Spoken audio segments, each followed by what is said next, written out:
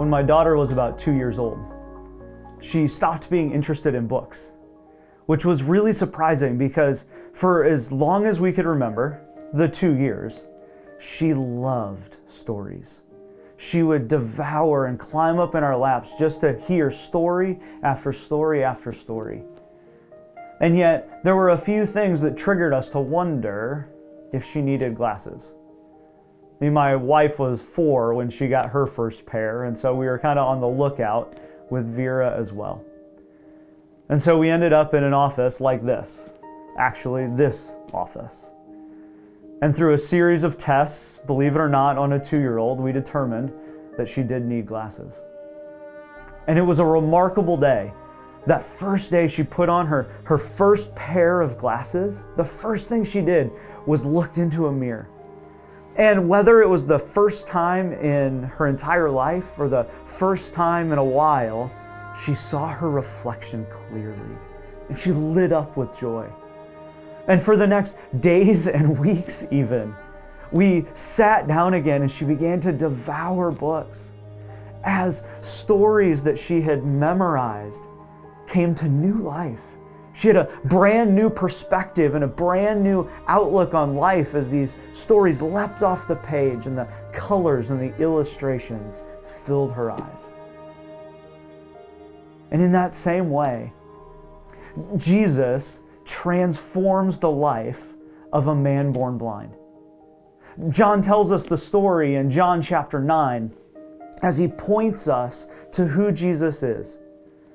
You see, the disciples ask Jesus this innocuous question.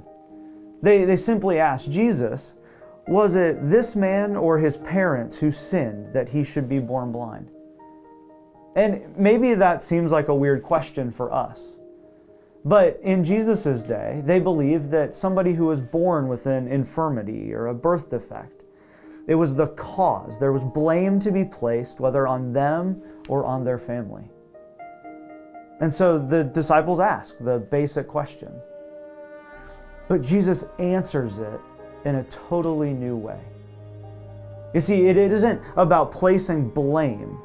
It is about finding out the cause of the suffering. Suffering exists all around us. Instead, Jesus wants to change their perspective. You see, in the same way that the eye doctor helped my daughter see clearly for the first time and change her perspective on life, Jesus wants us to see that suffering, not for what we think it is, not as a punishment, but Jesus wants us to see that when we see suffering, it's an opportunity to express God's love. And so he responds to the disciples like this.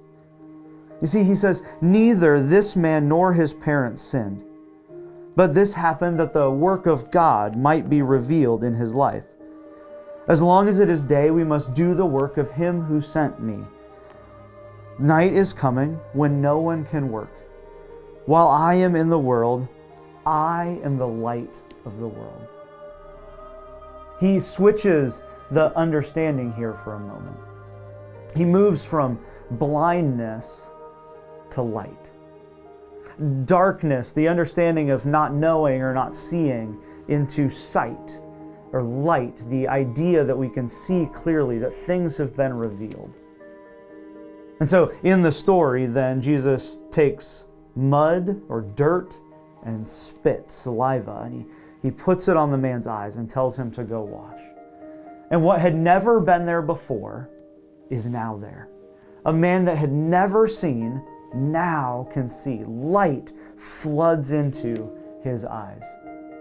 It's an example of what Jesus said just a chapter before in a discussion with the religious leaders. He says, I am the light of the world, and whoever follows me will never walk in darkness, but will have the light of life. Jesus wants to change our perspective. He wants us to ask the question, not where does suffering come from, but how can we show love in the face of suffering? There's suffering all around us. My guess is you see it day in and day out in friends and family and the places you go. But Jesus wants us to ask the question, how can God's love be revealed in suffering? Because Jesus is the light of life. And so just as light streams into our eyes and transforms our perspective, God's love streams into our lives and transforms the way we live it out. The rest of the story is a big debate on who Jesus is. But Jesus makes that clear as he transforms this man and says, I am the light of life.